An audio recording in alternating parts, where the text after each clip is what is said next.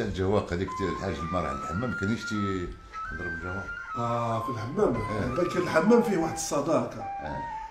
المغنيين بكل قبل ما يخلق هذا الميكرو ولا سونوريزاسيون كانت الناس كل تبدا تنزل الساحه في الحمام وينصحوا الانسان اللي يغني العاد عنده صوت موش مليح، ينصحوه يقولوا له انت ما عندكش صوت مليح، ولا كان حبيت تتاكد من هذا روح للحمام غني. وشوي يقولوا له الحمام كي تكون وحدك ما يكون حتى واحد باش تسمع مليح. ايفيكتيفمون كي يروح للحمام يبدا يغني يسمع روحه باللي عنده صوت خبيث كما يقول وبالتالي يحبس.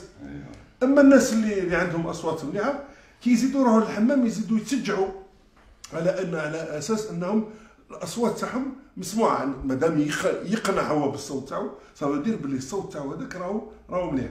وصارت اخترع الحاج في الحمام دخل معاه الجواق. كلامك هو الكبير. انا وصلت لي مع في الحمام تاع الحاج نتاعنا حاج الدوله في سيدي مبروك.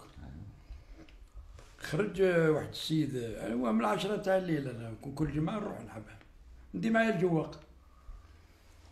اما انا خرج السيد هذاك ودخلت انا وحدي في الحمام نستخبر بالجواق ونزيد نرد بفمي بالقرجومه. وبداو هذوك يدوروا ولا؟ هاني جايك.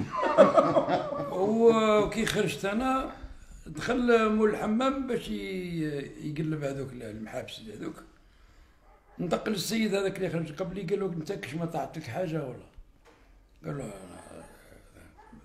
والو بصح. وانا قال لي وانت؟ قلت له انا دخلت بالجوا خرجت بالجوا كان والو.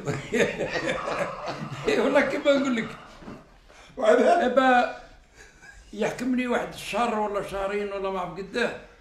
قال لي لقيته مريض مسكين، اروح قال لي نسلم عليك منه. واش؟ قال لي والله رشقوا لك وديتهم. قال لي من تما رفتش حجره بيضاء يلقى 10,000 تما ولقاها واقفه هكا واقفه وشايحه مش مبلوله. قالوا لي ديتها من هما بالك هذوك